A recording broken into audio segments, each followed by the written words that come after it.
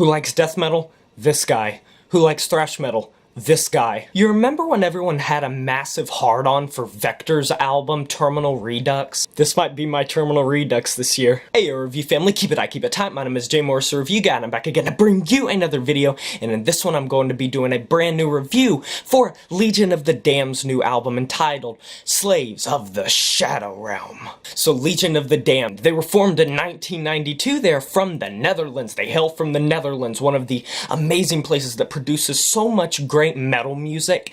They were originally formed under the name Occult, but recently, well, not really recently, but in the 2000s, they swapped to the name Legion of the Damned. And they have released about a gajillion albums. This is one of the albums that I actually saw suggested in one of the groups that I was in, so I was like, you know what, I'm not really too familiar with this band, maybe I'll check on it. I'll go ahead and add it to my document to review. This is the first album that I love this year. God, I would have kicked myself if I would have waited too long to review this. So I gotta say, I really do enjoy the theme that this album takes on. It takes on a very religious theme. It handles with stuff like the occult. It talks about heaven. It talks about hell. It talks about angels. It talks like demons.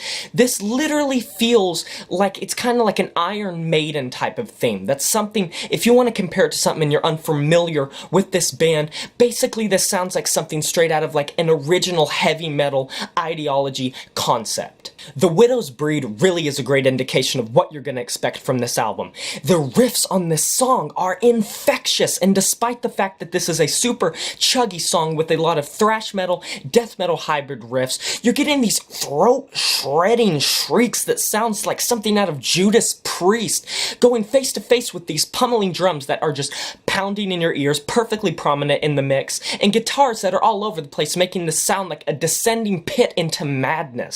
Yeah, it's building up and paying off all at once.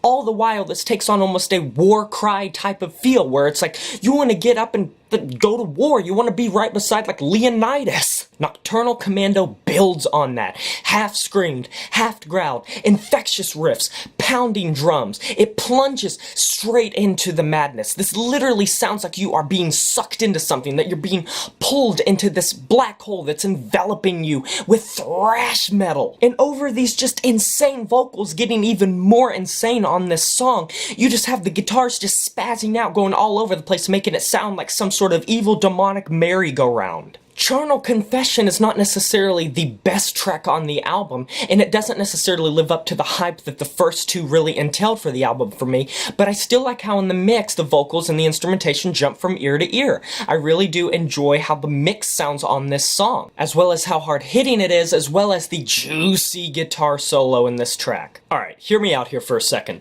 The next track, Slaves of the Southern Cross, can we just talk about how much this track sounds like something off of one of Ghost's early albums? I can't be the only one hearing this, I swear to God, I can't be the only one hearing this. This literally sounds like it's ripped straight out of an earlier Ghost track. Obviously it has its own spin on it, but it's so insane to me. Especially the later vocals on this track, it's just something I wanted to point out. Warhounds of Hades really did put me off a bit the first time I heard it. From the start, where you get the kind of normal shrieks, the normal instrumentation, it sounds very it sounds very normal. It sounds a lot like what you would expect to be on just kind of like a technical thrash/death metal album, and I was certainly not as into it as I was the rest of the track listing. But then something happened in the middle of the part of the song. It really broke up, the instrumentation had a little bit of room to breathe, and it became a lot more interesting from a technical point of view.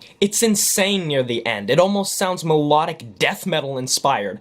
And even though this isn't the best track on the album, and I did not like it as much as the other tracks, I still like the fact that this does sound a little bit more like melodic death metal. There's a lot of diversity going into this track listing to where it's never really becoming uninteresting. Yeah, there are patches, there are little bits and pieces, bits and bobs here and there that aren't as interesting as the part that came before it, but it always makes up for it, and it compensates by doing something pretty good in either the latter half of the track or the early part of the track. Black Banners of Flames is my favorite track on this entire album. This song is so chuggy. I love the extreme pauses between each line. It's almost black metal inspired in terms of the vocals, where the shrieks sound a little bit more like low in the throat, just like really low register, raspy type of shrieks. It blends more melodic death metal in and really does do the blending of melodic death metal as well as thrash metal very well, and I think that it's one of the best tracks, if not the best track, for blending the two. And the chorus, yeah, this album has choruses, as heavy as can be. It really does stick to what this whole album's doing this entire time. It's super heavy and super interesting. And the layered growls and screams on this track are so well mixed. I love the mixing on this album. It's just enough blood-caked, just enough raw, but just enough well-produced to where everything stays very in-your-face and prominent throughout this entire album. Shadow of the Demonic Mind is not what I would have expected this far into the track listing. It opens up with this really interesting, epic piano intro that almost sounds like something out of like A7X's stage album. It really sounds like epic and orchestral and like something that's building up and swelling like some sort of epic soundtrack. But I should have known this album wasn't gonna have a ballad on it. It breaks up into balls to the wall metal once again.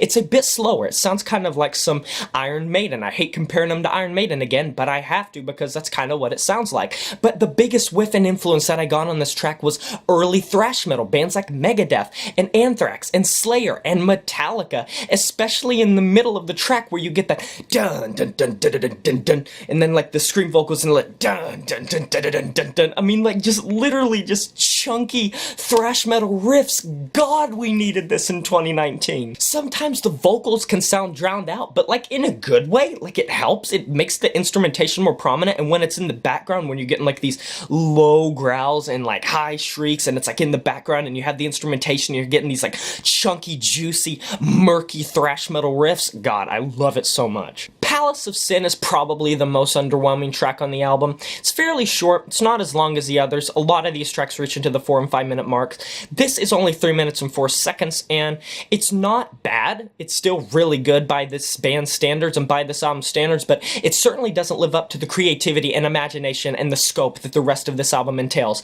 I do have to praise the backups on this track. They are kind of 10 out of 10. Love the backups. Love the way they were mixed on this album, especially on this track. But other than that, this song is a little bit forgettable by this album standards. Alright, can we just talk about Priest Hunt for a second? Shadow of the Demonic Mind started off epic, but I got to say that Priest Hunt starts even more epic. Orchestral, massive in scope. It sounds like you're being played to in a church hall by this choir of demons. There's some inhales, or what sounds like inhales, or just some really strangely made gutturals. I can't quite tell, but it sounds to me like inhales.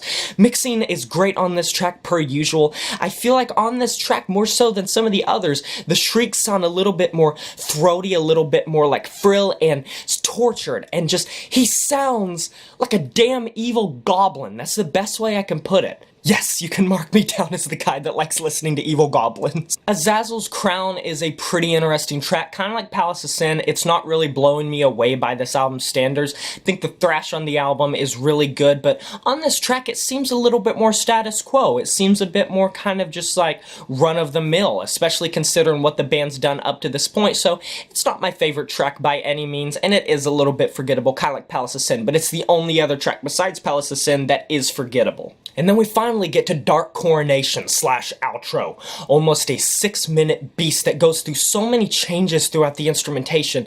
If you know how to detect stuff like guitars and drums and the different changes and signatures that go into it, this song is so impressive. Upon first listen, it may sound like just a normal thrash metal, death metal song, but in my opinion, it's not. It's better than that. It's bigger than that.